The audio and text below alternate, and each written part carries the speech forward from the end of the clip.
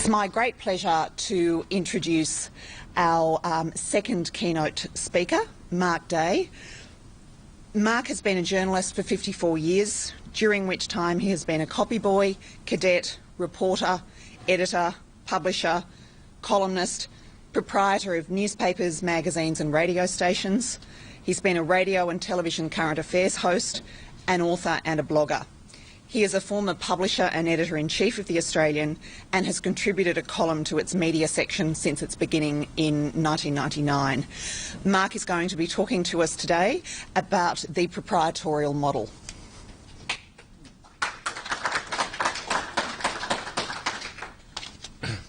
Good morning, everyone.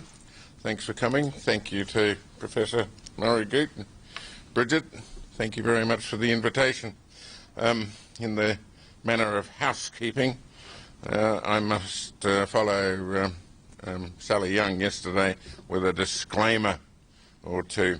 I'm a freelance journalist. I was employed by News Corp until, well, from 1960 to 1978, but I left the company as publisher of The Australian, or later editor-in-chief of The Australian. I spent 20 years away, but I've been on the contributors list since the establishment of the media section in 1999. But I am still a freelancer, and the following views are mine and not those of News Corp. Just thought you'd want to know that. Now, I prepared this talk before yesterday, and necessarily some areas I cover will be a repeat of some of the elements we talked about yesterday. But today I want to put the case for the proprietorial model of newspaper publishing, and I have a very simple starting proposition, and that is that without Rupert Murdoch as an old-fashioned proprietor, you wouldn't have had the Australian 50 years ago, you wouldn't have the Australian today, and as a consequence, you wouldn't be here today. It's fashionable around the world to speak ill of Rupert Murdoch, but I want to defend him, warts and all, because without his vision, his enterprise, his tenacity, and at times his pure cussedness, Australia would not have had the forum that the Australian has provided for us to debate ourselves, to debate our directions, to debate our legal, moral and commercial frameworks, all of which for the past 50 years have helped shape what we are today. And it's precisely the individual idiosyncrasies, the bees in his bonnet, the shifts, the somersaults, the backflips, the big calls, the wrong calls, the missteps, and, yes, his triumphs, that we have in Murdoch's life and career. They have brought meaning to the Australian, and through that have influenced our lives. Rupert Murdoch has shown himself to be a great risk-taker. Not only has he bet his company on several occasions and won those bets, but every day he encourages risk amongst his editors and his journalists. Risk-taking is part of his DNA, and it flows through the company in many ways, which I'll explain shortly. It's the kind of risk that publishing companies without strong individual proprietors are largely unwilling to take. I don't intend to make this address part of a pot-stirring argy-bargy between News Corp and Fairfax, but if you look at the relative positions of the two companies, one with a strong proprietor, the other without, at the very least I think it makes a case for strong leadership. Rupert didn't invent the role of media mogul. There were earlier models. In the first half of the 20th century, controversy raged in America over the influence, for good or evil, of William Randolph Hearst. He owned a chain of newspapers across the nation and used them to pursue his political ambitions, unsuccessfully, as it turned out. But Hearst's papers were accused of inventing the sensational and often salacious formats that became known as the yellow press. It's a derogatory term that may have described their predilection for news from the courts and the underbelly of national life, but it doesn't describe their popularity. Hearst instinctively knew what people wanted, and as a publisher he found no fault in giving them what they wanted. Neither has Rupert. In the UK, the Canadian Max Aitken became Lord Beaverbrook. He was also a single-minded press baron with extraordinary management skills. He's remembered today for the Daily Express newspaper, which was propagandist for the British Empire, and during the 30s was the largest selling English-language newspaper in the world with a circulation of more than 3 million. But Beaverbrook was more than just a press baron. He was also a politician. He presided over the manufacture of aircraft for the British war effort and was credited with winning the War of Machines. He was a fully fledged political player in Britain, often wrong, but never in doubt, just like Rupert.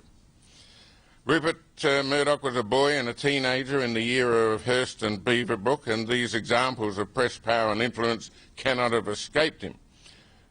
If they did, he saw it on a smaller scale, not so much close to home, but at home, because his boyhood was built around accompanying his father, Sir Keith, as he built the Herald and Weekly Times group into a dominant force in Australian publishing. He's told stories of sitting at his father's feet while the old man negotiated this deal or that. So how it could not occur to him that he had ahead of him a lifetime of opportunity and the opportunity to exercise great influence is quite beyond me. Certainly he absorbed many of his father's thoughts, and only recently have we learned that the idea for the Australian was not Rupert's but his father's. He explained to Paul Kelly in May that the idea of a national newspaper able to explore the issues that united the nation was his father's dream. It was an impossible dream for the old man because the technologies did not exist to allow daily distribution nationally, and even if they had, the preoccupation with war and post-war recovery would have precluded it. And even when Rupert decided that the time had come for a national paper, he was somewhat reckless. He would never have said it at the time, but I believe the Australian was founded more on a dream and hope than a proper analysis and assessment of prevailing markets. It was a leap of faith, as Max Newton said, a wild idea, a preposterous concept in so many ways that any self-respecting board would have kiboshed it before it began. Only a headstrong young proprietor with his own skin in the game would have been reckless enough or rash enough to say, go. We heard yesterday of the early days of market research and polling, but back there was none. It was more of a gut feeling than anything else. I mean, Terry Bede yesterday told us how Rupert and he used to go sailing on the harbour. I recall one Christmas party we were sailing on the harbour and we booked the barbecues on Goat Island to have a barbecue after the sail. This was for the Daily Mirror. And when we got onto Goat Island, we found that there was another party already using the barbecue, an extended family of Greeks from Liverpool. And rather than have a fight over who owned the barbecue, the parties merged. And as the wine and the red cedar went down and the dolmades got exchanged for chops and all that sort of thing, we had a wonderful time on Goat Island. And for 2 weeks after that, Rupert was going around thumping the table with all his editors about looking after stories from the West. He said, I talk to people from the West all the time. But that was the nature of his market research. It was more who you bumped into than any formal research of the kind that Terry and Sol Lebevic have taken on in the years since. In 1964, newspaper publishing was a very cumbersome and costly process compared with today. These days, reporters take their phones or tablets or laptop into the field and their stories are captured on the first keystroke. But in the early 60s, as a copy boy, I used to go with reporters to events like big sporting occasions. The reporter would type his copy on a portable typewriter. I would then read that copy to a copy taker in the office who would take it all down with a second set of keystrokes. The story would then be subbed and then go to a linotype operator who would apply a third set of keystrokes. Eventually, it would appear in print, having gone through compositors, the stereotype machines and the press group. Today, those first keystrokes are manipulated on screen and produced as printing plates, sometimes thousands of kilometres from where they were generated. In 1964, Rupert was convinced that he could cobble together a national distribution system for one reason, and that is that Max Newton was already doing it on the Fin Review, very much smaller scale and a bit slow. Rupert thought he could improve on it, but it was being done, and that was one of the catalysts for Rupert to say, now is the time to go. He reasoned that, Rupert reasoned that if Fairfax could do it, he could do it, so he hired Max to do it for him, and then put his plan to the board. Now, there was immediate pushback from the old guard directors, who they regarded their job as keeping a steadying or restraining hand on the impulsive young man's shoulders. But they were pillars of the Adelaide establishment, Sir Stanley Murray and Sir Ewan Waterman and Sir Edgar Bean, and their byword was prudence. They didn't buy Rupert's boyish adventurism. Their job was to contain his intemperance, but Rupert pushed back hard and won guarded approval. On the condition, he was given the go-ahead by his board on the condition that this project didn't put the whole company into loss. Well, it very nearly did that. The News Limited profits in the year of the launch were $1.4 million on a turnover of $21 million. I don't know what that's worth these days, inflation accounted, but they weren't huge numbers even back then. Profit of $1.4 million on a turnover of $21 million. In its first year, the Australian lost $1.4 million. But it generated an extra $15 million of turnover for the group. And I have calculated for the 50 years in 50 days series that if you inflation adjust all the Australian losses for the first 20 years, they would amount to more than $250 million. But in the profitable years between 1985 and 2007, the contribution to the company was in the order of $300 million.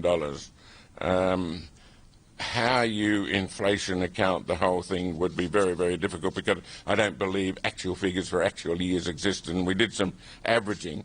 But if you look at the entire life of the Australian from Rupert's point of view, you would probably say it's washed its face. The post-GFC years, coupled with the double whammy of the online digital revolution, have led to renewed losses. But, as I say, overall the entire exercise has, for all intents and purposes, broken even in dollars. Now, in influence, you'd have to do a whole different set of calculation. But if we can go back to the start.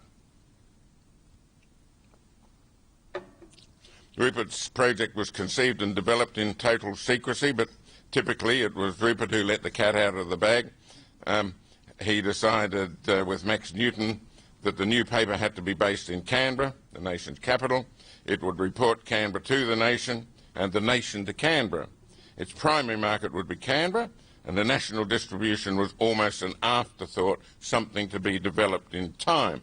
But we heard yesterday from Pat Clarks, who told how Rupert joked that he'd run the Canberra Times out of business, only to be gazumped by the wily old Rupert Henderson, who took over and bulked up the Times.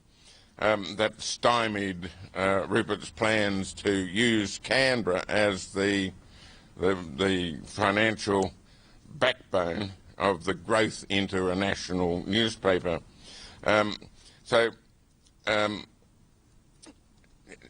By the time Rupert's teams began canvassing the suburbs of Canberra for potential subscribers, they found the Times was too deeply entrenched, and they recognised to succeed the Australian would need a bigger market than Canberra could provide, both for circulation sales and for advertising revenue.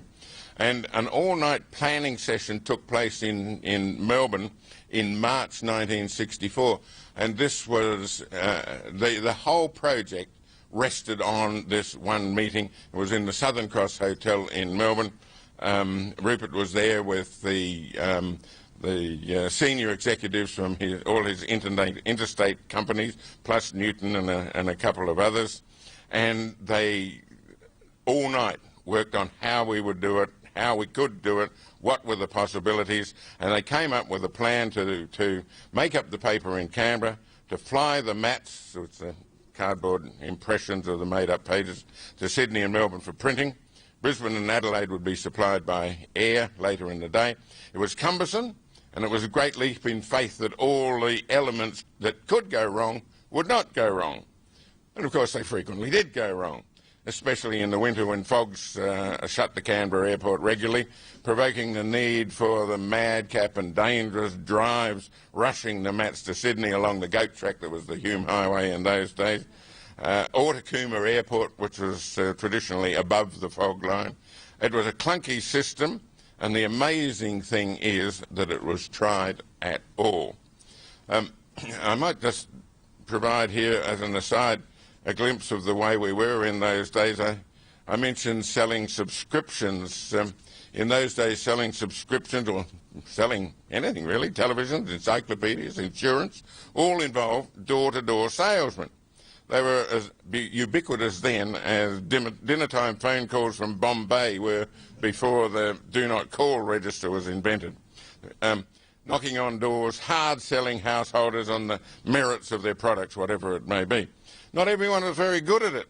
Rupert brought a team of young workers from Sydney to help out under the watchful eye of the Australian's administrative manager, Don Davies, who tells us his job was to look after the cars and the accommodation and the likes for all those early recruits in Canberra. But Rupert, of course, told him to watch out for costs.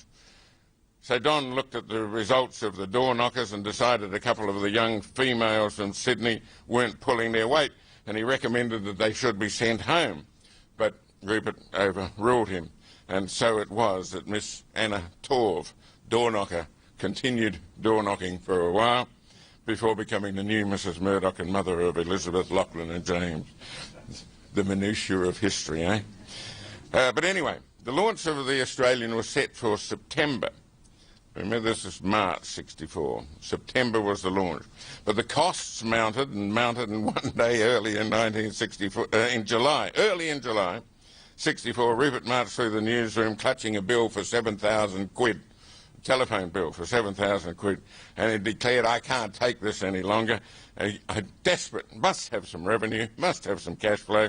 So the launch, he decided, would be brought forward, and after just one full dummy run, the Australian would be born on July 15, a Wednesday. Now, can you imagine a board of crusty old Conservative directors doing that? They wouldn't have had the wit, the balls, or the capacity to do it. Only a headstrong proprietor, helped along by the likes of an equally headstrong Max Newton, with all his enthusiasm and willingness to give it a go. Only somebody like Rupert could have called that shot and had the audacity to carry it through. Rupert had to fight his own directors, and as the months passed and as the initial curiosity waned, the costs rose and the losses mounted, and he had to continually ignore advice to give it all away. His most senior editors, his closest friends and advisors on papers like The News in Adelaide, begged him to stop the losses. There was resentment throughout the company that built on the belief that Rupert was throwing away the fruits of all their hard labours on this crazy project.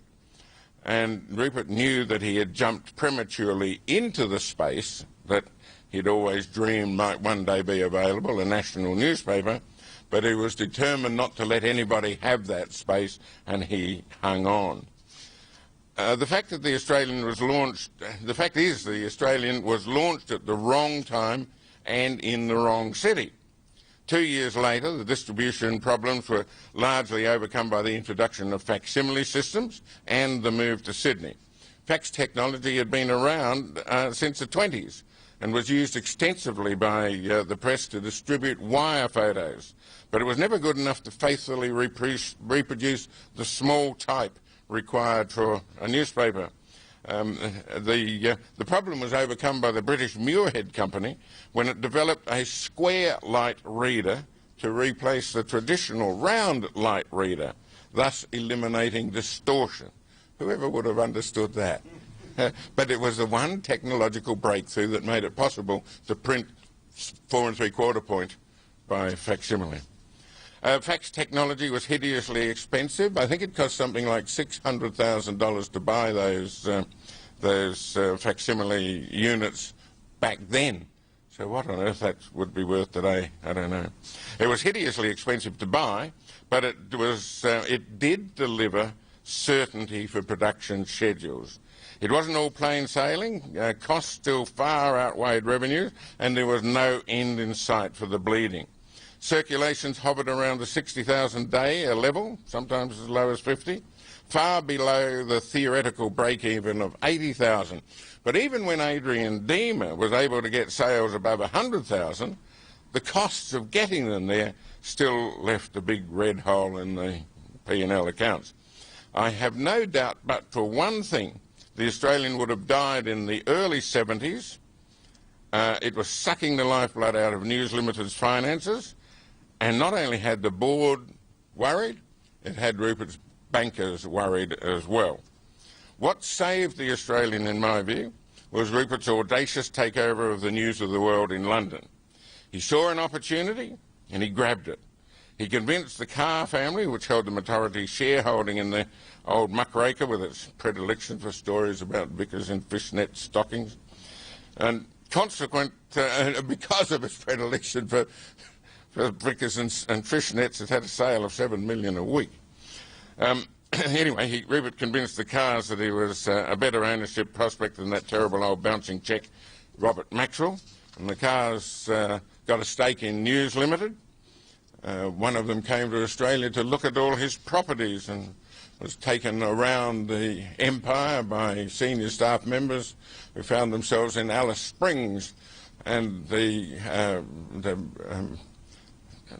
building in which the Central Australian Advocate, which sold about 2,500 copies a week, was housed, was an old tin shed on the outskirts of town, not very imposing at all. So as the executives took Sir William Carr on a drive down the main street of Alice Springs saying, "We can't go to the factory today because there's industrial problems, sorry about that, but it's over there," he said, pointing at the town hall or the post office.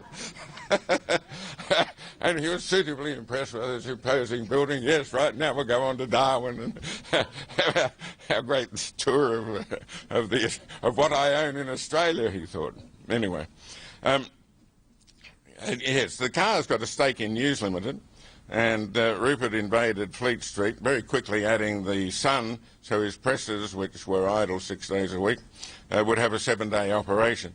And the Sun converted from a boring, unloved union broadsheet into a rambunctious, cheeky tabloid, and sales went through the roof, and soon News International was throwing off millions of dollars a week, enough to support not only the Australian, but also in due course the Times as well.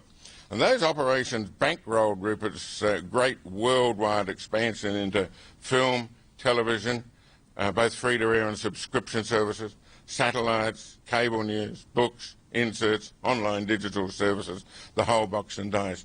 But without that moment where he was able to get those profits to first support the Australian, I believe he would have had to capitulate in due course. Now, the story of Murdoch's growth into a global mogul is well known. He established himself internationally and, I believe, became the most successful businessman Australia has ever produced. It's my contention that the amazing rise of News Corp happened only because of the drive, the audacity, the cunning, the risk-taking and the skill of its proprietor. Can you imagine any board preoccupied with weighing risk and protecting shareholders' funds going for the things Rupert went for? Can you imagine the risk-averse Fred Hilmer ratcheting up the borrowings, betting the company on start-ups like the Australian or B-Sky B in the UK or Fox News in the US? Could you imagine Roger Corbett doing it at Fairfax? I don't think so.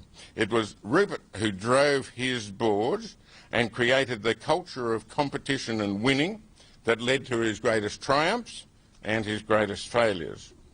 I accept that I might be making it sound as if Rupert did all this himself. Not by any means. He hired smart people in the hope that they would share his vision, but not all of them were resounding successes. Max Newton was a flamboyant and, it turned out, a deeply flawed individual whose brilliance was central to the early days of the Oz. But in those days, Max was a warrior for free markets, and Rupert now a warrior for free markets, was in the thrall of Deputy Prime Minister John McEwen, who was the high priest of protectionism. And the fact that the proprietor and the editor had diametrically opposing views meant it was inevitable there would be tears. And Rupert had already learned the hard way that there could only be one boss. In 1960, he sacked his friend and mentor Rowan Rivett as editor of the News because Rivett wanted to go one way and Rupert didn't want to go there. So there could only be one boss. Newton at the Australian left after a year, and Walter Commer came in to bring stability, but without Newton's vigour and verve. Adrian Deemer unleashed new talents and new writers and new thinkers through his beautifully crafted pages. But while Rupert had originally positioned the Australian as a small L liberal publication, he was changing his thinking in Britain, beset by union problems, which he later fixed at Wapping, which no board would have approved. And he was also growing, he was worried about union problems, and he was growing in support of free market policies. So he thought Adrian Deemer's small L liberal Australian wasn't being tough enough in its calls for economic and workplace reforms.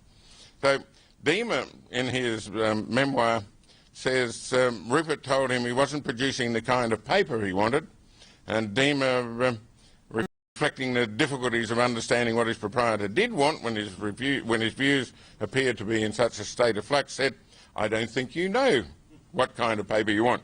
To which Rupert replied, "That might be so, but I don't want you editing it." And I think he came to later regret that, because he once nominated Deemer as one of his best editors. I think people here would probably agree with that, some people here.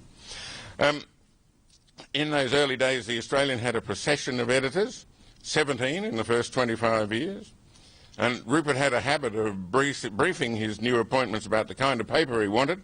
He laid out the parameters and the policies and then very largely left them to get on with it. He has a reputation of being interfering, but that was not so on a day-to-day basis in my experience. He was a visiting proprietor, and it's true that the tension would ratchet up a notch or three when you knew Rupert was coming to town. And he used to deliver his critiques of the paper, which were quite often terrifying events. He'd go through the paper page after page, pen in hand, ripping the pages with his pen.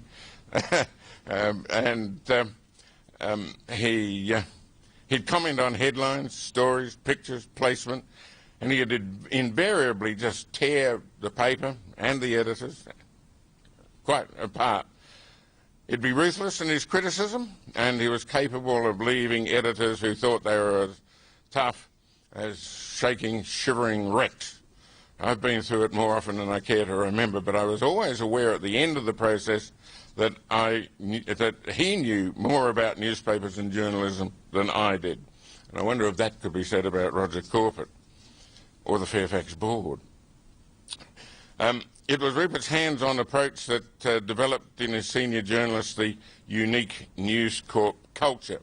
And put simply, that culture is don't be afraid. Don't worry about playing it safe. Playing it safe is the most dangerous place to be, because it puts you in the middle, and the middle is bland. The middle is death. You've got to be on the edge. It's got to be competitive.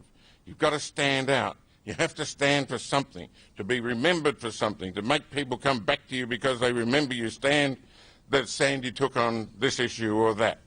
As Sam Chisholm used to say, often wrong but never in doubt. There are risks in all of this, of course. There are risks that you can get it wrong. There are risks that some folk might be offended. Sometimes the offended ones are in a position to hurt you, like withdrawing advertising or rewriting political rules or regulations to curb you. A board of directors would quiver at these risks, but not a proprietor like Rupert. He was also very good at allowing failure. If it didn't work, it could be branded a failure, but Rupert would say, "Oh, well, we had a go." And that corporate culture is tolerant of failure, because the flip side of that is don't be afraid. I once wrote a column asking what you had to do to get sacked. And this was after David Penberthy had changed a reporter's copy to make the false accusation that the ANZ Bank had shifted its telephone call centre to Bombay or Mumbai in India. And the bank withdrew $4 million in advertising, but Penberthy survived. And when I questioned, when I pointed out that in the old days $4 million worth of advertising disappearing in smoke would have got you the sack, Penberthy was very angry with me and suggested that he was angry at my suggestion that taking a risk and failing and falling flat on your face might be considered a capital offence. Not anymore. Excuse me. It may have had something to do with Rupert's acknowledgement of his own fallibility. I've talked of Rupert's successes, but there were also failures. He once launched a business magazine. I think it was called Finance Week. We called it Business Week yesterday. It was Finance Week, I think. It lasted 3 weeks. He launched a takeover of the Herald and Weekly Times in 1979 and was beaten off, but at a handy profit. He overpaid for purchases of US properties such as TV Guide, and other high-priced purchases led to the accumulation of far too much debt, and he failed to ensure that that debt matured in a timely fashion. So when too much of it had to be repaid, he was not able to meet his obligation. And that near-death experience, where the future of News Corp hung on the decision of a loans manager in an obscure Pittsburgh bank owed a mere $10 million of the borrowed billions, that clipped Rupert's wings for a few years in the early 90s, while the underlying strength of his assets were brought to bear by the bankers to bring a return to financial capacity. And when the banks finally let him off the leash, he was off again, expanding, expanding, expanding. And then, of course, there was the matter of the phone hacking. No matter what glittering epitaph is proposed for Rupert Murdoch, it will inevitably be tarnished by the phone hacking saga. No matter how much his admirers spin his achievements, there will always be this great black cloud hanging over them. I've previously mentioned the News Corp culture of risk-taking and competitiveness. No market in the world, with the possible exception of the old Sydney afternoon paper war between the Mirror and the Sun, is or was as intensely competitive as Fleet Street or the British National Press. I've no doubt that this drive to beat the opposition spawned the practice of phone hacking. It was seen by its practitioners as a tool for providing scoops, but in spite of the finger-pointing, the allegation and the cries that they must have known, we don't know if Rupert knew about it. But in a way it's immaterial, because he accepts, and has always accepted, that the buck stops with him. As a human being, you can understand the discomfort he has felt by being labelled the dirty digger and worse, or, as he once said about the abuse and invective thrown at him during the takeover of the Wall Street Journal, you'd think I was a genocidal tyrant.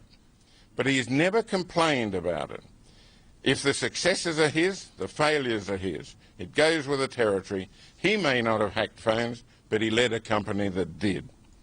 All this plays into the chapter of Rupert Murdoch's life and career yet to be written. How will he be remembered when he's gone? What was his contribution, or otherwise, to the world? Was it, overall, positive or negative? Did he promote good or evil? When people look at his newspapers, they'll see the aforementioned Vickers in fishnet stockings or topless page 3 girls? Or will they see the positives contributed by the Australian, the Times, the Wall Street Journal? Or will they see the Simpsons or the X-Files or Titanic or Avatar? And what will they make of it all? In my view, Rupert Murdoch's contribution to society has been both positive and immense. There are those who will say his products have pandered to the lowest common denominator. In other words, they've been popular.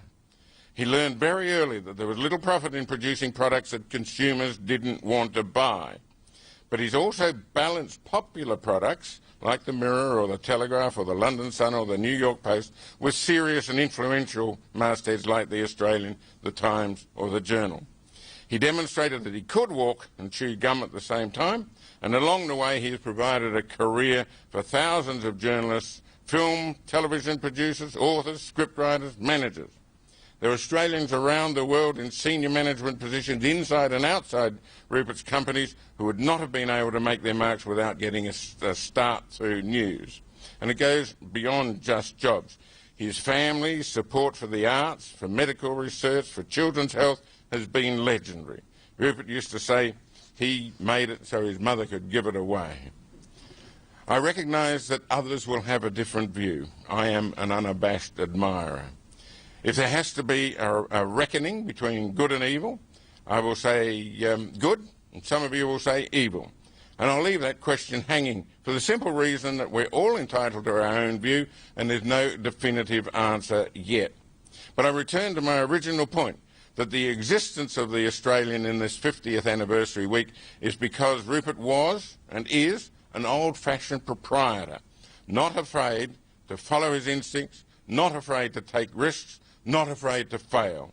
I don't believe we'll see that from collective decisions of any modern boards, just as I don't believe we'll see the likes of Rupert Murdoch again. Thank you very much.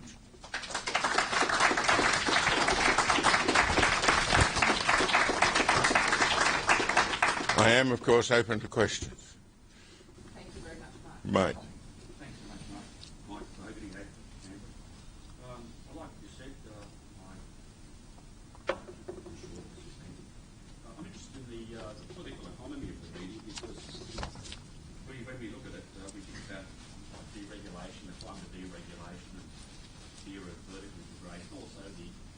The latent political power that media and news employ, for example, a free market. You mentioned a point about the financial threshold. I'd remind you what you said in defending it, because also you recognise the psychological pressure, the psychological threshold. He wasn't risk averse, and he beat that with his foray into Fleet Street. I think that probably, as you say, it saved his life and survived and thrived. But on a more local level, how did he compete with Kerry Packer here? Was it in his business interest? Was that all resolved in this climate, this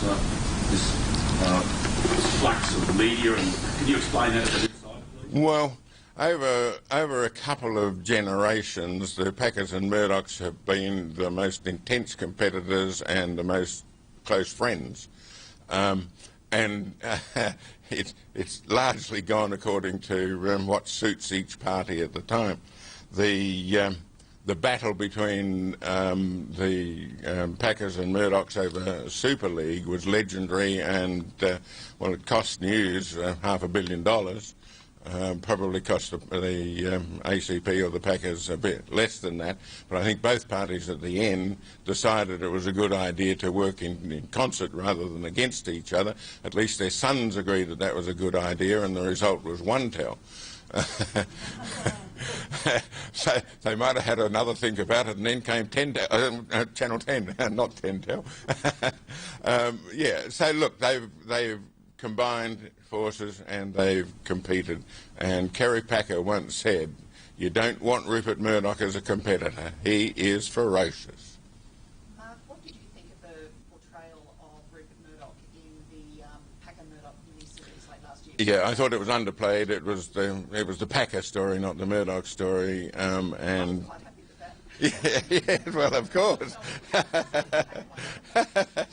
But of course, yeah, well, you know, maybe one day somebody other than a News Corp company will produce the Murdoch story. Yes, and there's still, you know, Murray and I have talked about the fact that Rupert Murdoch's activities in Australia have actually not been subjected to really kind of sustained analysis, I think, since the George Munster book. So one of the terrific things about this anniversary is that we are learning more about the internal operations of News Limited. Yeah, well, he cut his teeth here, but the big step was the first move out of Australia, and it couldn't happen these days in corporatised media. You know, it just couldn't happen. But there you had the Carr family as proprietors, and they were shareholders, of course, but they controlled it just the same way as Rupert controlled news, even with less than 50% of the ownership, even back then. But it was the ability for one opportunity-grabbing individual to talk to another proprietor that made that happen. I just can't conceive how boards would... Well, the Wall Street Journal takeover is a case in point. That dragged on for months and months and months, and Rupert just had to overpay madly to get it, but he judged that that was worth doing, and it took some convincing of his board and recently to allow that to happen. So the risk aversion that the directors and company chairmen are bound to have, almost by corporate law today, would preclude so many of the things that Rupert was able to do because he was an individual proprietor. Thank you. Unlike CBC Asia Pacific, for instance. Yeah, well, that's right. I mean, the other thing is that Rupert grew up in and around journalism and the media business. After he left his bust of Lenin behind on his shelf at Oxford, he worked at the Daily Express as a sub-editor. He worked next to the best in the trade, in the world at the time. He learned, he knew the business. He went to Adelaide with a newspaper then selling about 75,000 copies a day. And for a short time, that was his sole inheritance. And he, you know, I started on the Adelaide News. We'd write stories about cats up and trapped up light poles and all of the fire brigade being called in and so on. Real parish pump stuff that, you know, just would be, well, you'd be hard pressed to get it into any of the local papers today, because, but you know, it was tiny, and in that way you learned hands-on, right in your face, what people wanted and what people rejected, and that fed to the gut instinct that was behind this, as Max Newton called it, this wild idea, this audacious idea that we can have a national newspaper. A willingness to say, I'll give it a go. You'd never find that in a board. You didn't find it in Rupert's board back then, and you'd never find it in a board today. Thanks, that was great, Mark. Really good. I was wondering if you could reflect a little bit on, I should say Catherine on it, yeah. I was wondering if you could reflect a bit on some of the differences in the leadership style of Kerry Packer and Rupert Murdoch, given that they're both men who have really dominated a lot of the 20th century in media, and you know, and Kerry Packer was famous for being a pretty hands-on proprietor and picking up the phone to the bulletin editor or, you know, or Channel 9. So there are some similarities. What are the differences? I think the key to understand in the difference between Kerry and Rupert is that Kerry was dyslexic and he never read. Kerry absorbed all his information either from people sitting there talking to him and telling him, or from his own life experiences, which were often out on the edge, and through watching television. He used to sit in a darkened office with his television on and sometimes just watch television all day. And these were the processes that led to his... I used to say that Rupert would intellectualise something. Rupert would think about it and say, well, you know, if this goes in the hopper, that comes out of the hopper. Kerry's guts rumbled. Kerry would say, that's a good idea. And he wouldn't be able to tell you why, but he just knew it was right. And 9 times out of 10 he was right, you know. So Rupert read extensively. He had a far more intellectual understanding of situations or events than Kerry, but they were both equally effective in their management. Once again, strong proprietor. I don't recall Rupert ever doing anything like Sir Frank, after his horse won, was it the inaugural Golden Slipper? He rang Channel 9 and that race was replayed for him and his mates celebrating at home 5 times that night. That was before PVRs and the ability to record it and rerun it yourself. He rang the controller and run that race again. We break into our program for this special encore event.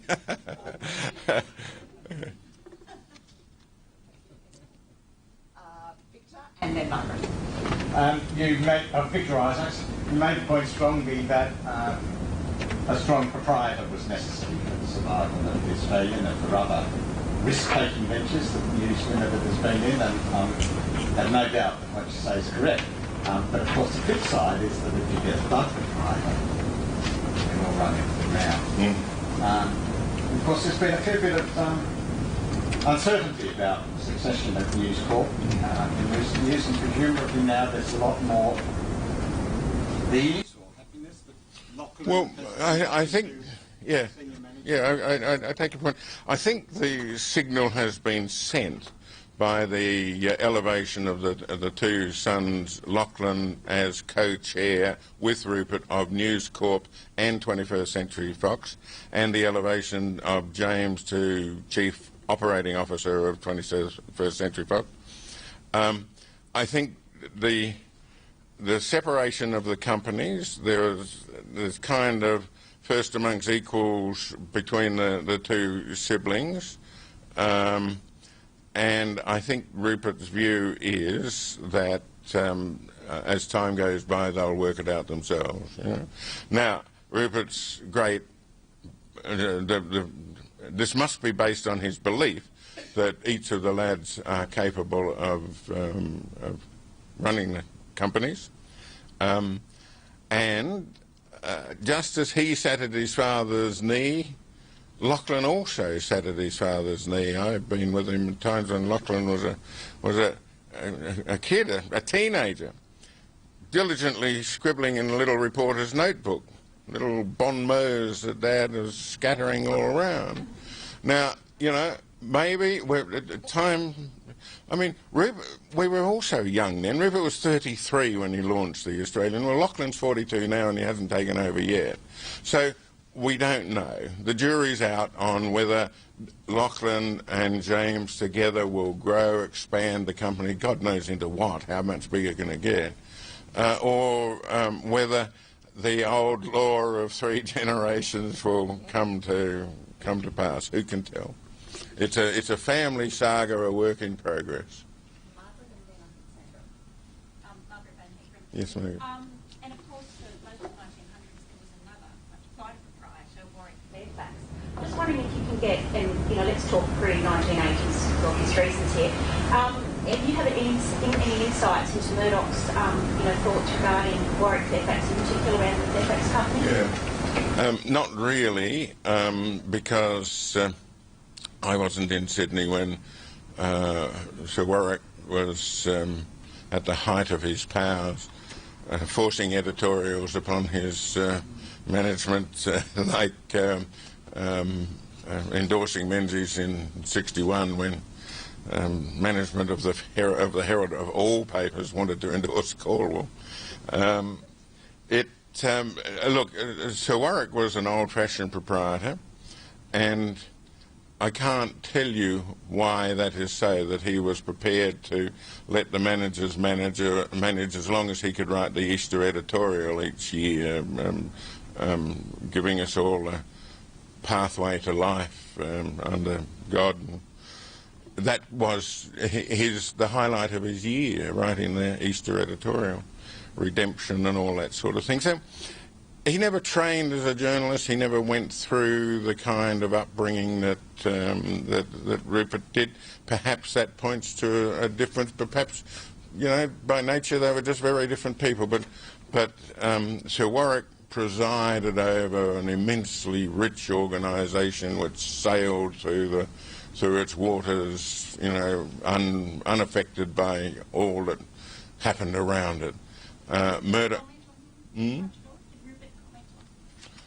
Only in derogatory terms.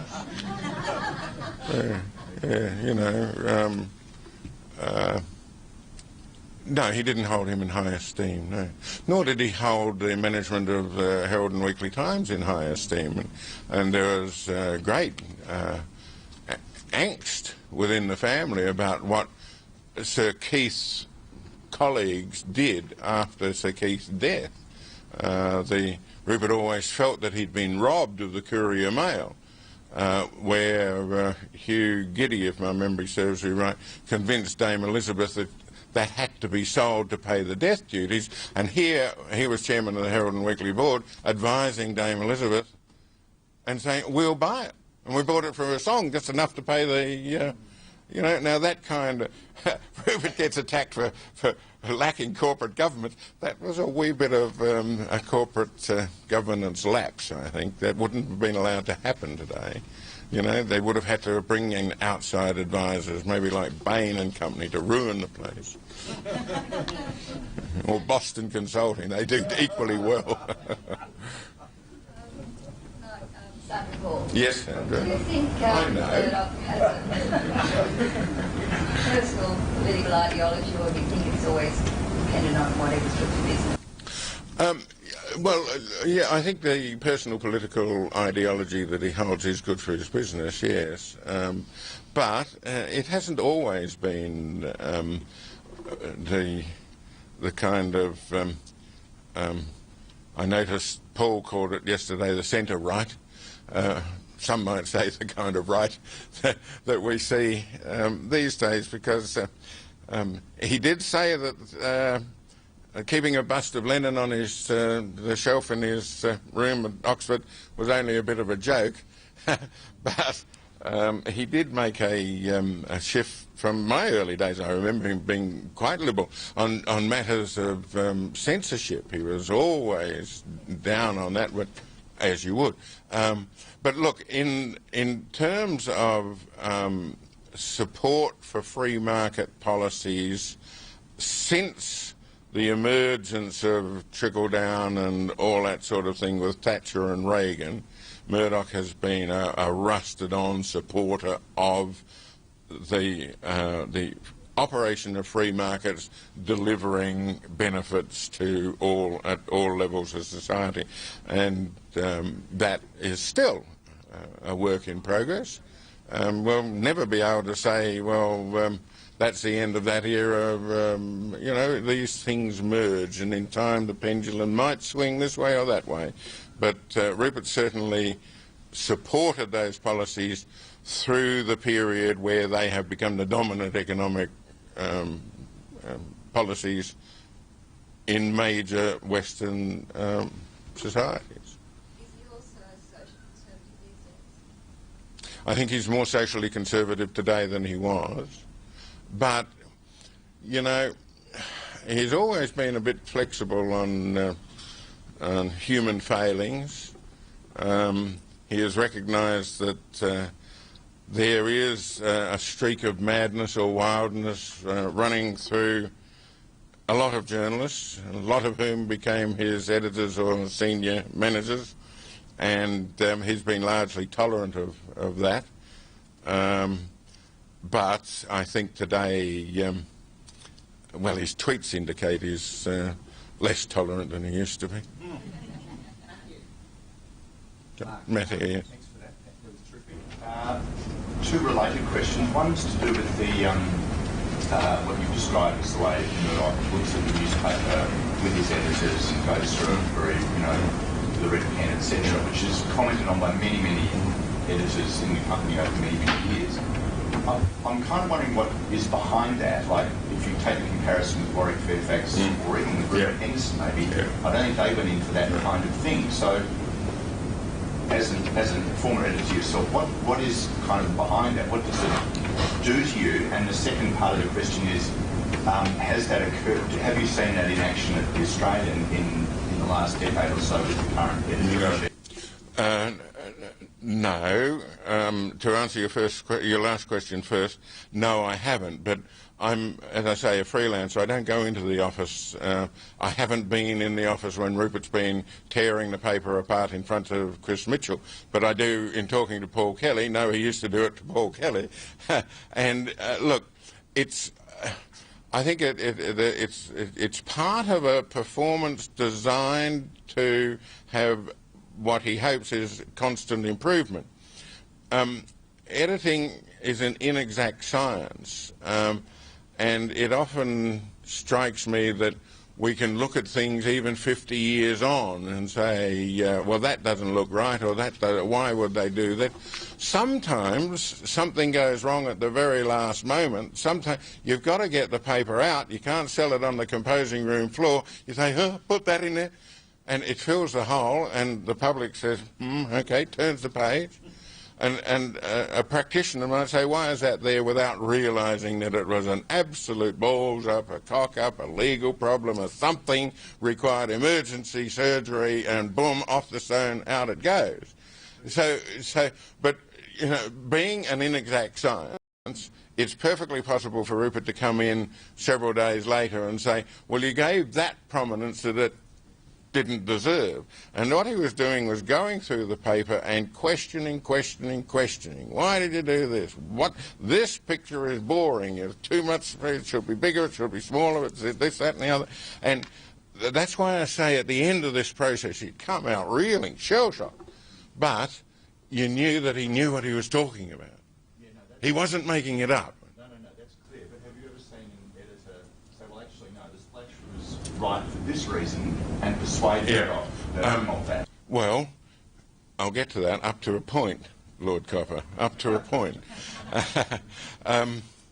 Yes, no, it was wise, and it was understood amongst us all that when Rupert was in full flight, you listened, you copped it, you didn't argue, you just listened and let it happen.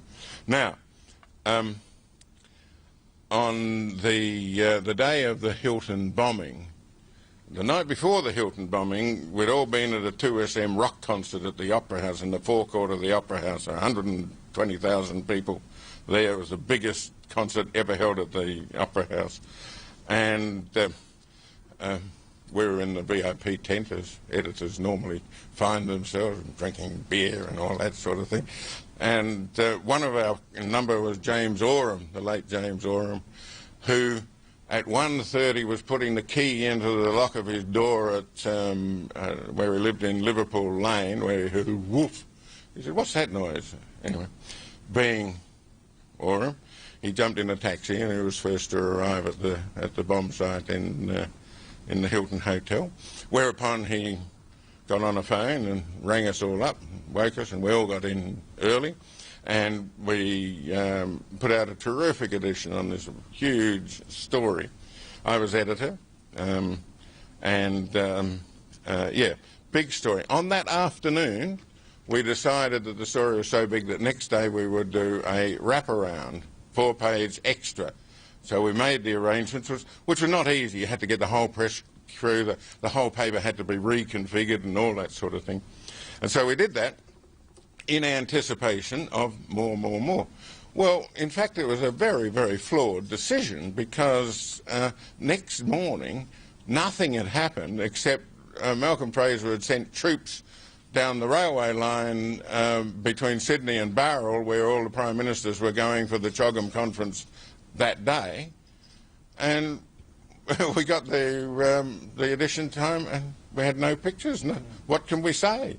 There'd been troops checking the railway line to see there were no bombs on it. Well, you know, that's one picture. Now what else do we fill the 4 pages with? And so I blundered on that. Rupert was in New York at the time, and it was about 5 days later the papers arrived in New York, and Rupert opened the bag and looked at this decidedly windy, empty 4-page wraparound, got on the phone and said, what the hell were you doing that? Why did you do that? Why did you waste all that bloody money? And I was intemperate enough to say, because we thought it was the right thing to do, you know, it's all very well for you to bloody well sit there in New York and pick up the papers 5 days later and tell us that we've done wrong things, but we're here, we're doing it, you don't understand how much work and effort we put. Bile venom. So we had a sort of a short period of standoffishness, but Rupert came to the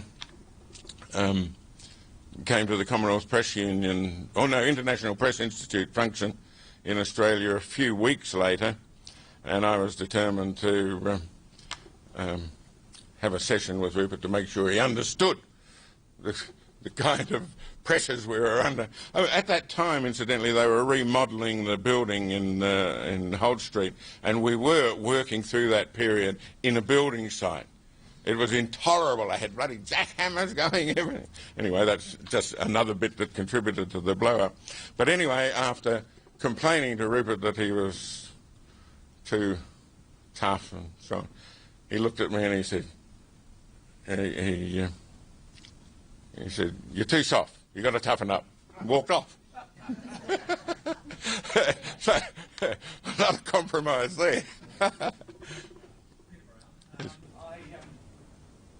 what you're saying is that part of the success of Murdoch is insulation from the pressures that Fairfax has been under from the share market in the last 20 or 30 years. But in order to expand, he's had to, in effect, bring in outside shareholders.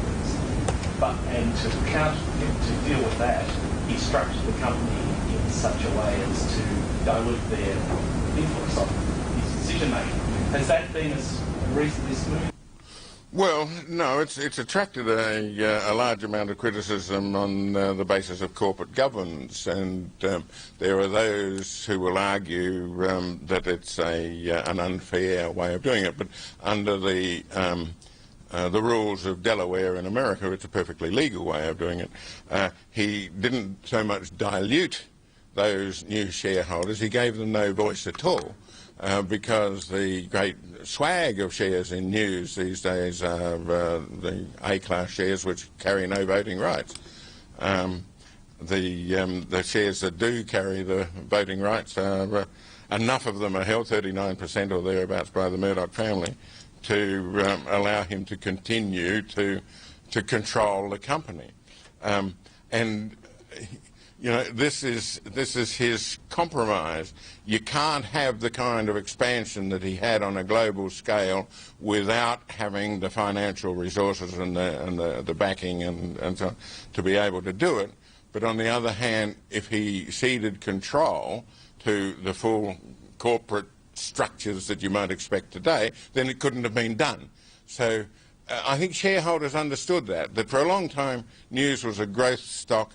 It wasn't it never threw off any worthwhile dividends, and still doesn't, and nor does it grow in the same way. But early shareholders in news were rewarded by Rupert Murdoch's efforts on multiples. You know, if you had somebody once did a sum that if you invested 10,000 in 1952, it would be worth 24 million in 1980 or something like that. So, yeah, the shareholders, I think, generally knew that if you were buying News Corp stock, you were buying Murdoch, not a board. Quick last question to Julie. Julie? Yeah, just back to the question of dynastic succession. And you made some comments about Lachlan. I had the impression that Lachlan wasn't quite getting the same hands-on experience of journalism that he may have been of managing editor, but a more corporate role. Yeah, I think... And I think David Armstrong, you had some observations yesterday about that. I have absolutely no doubt Murdoch knew and knows his craft, but I wonder which of the three upstream. Well, Elizabeth included. Julie, so do we all. It is a work in progress, and it is a fascinating family saga, and where it goes is not going to be determined by you or me, but more by them. But, you know, Rupert understood the nature of journalism because he did it as a youth. It's true that Lachlan hasn't done it in the same way, but the nature of journalism has changed dramatically. Now, that may be a threat or it may be an opportunity. We just don't yet know. I think on that note we might end, so please join me in thanking Mark for a terrific. Thank you. Thank you very much. Discussion, debate, democracy. This is APAC, Australia's public affairs channel.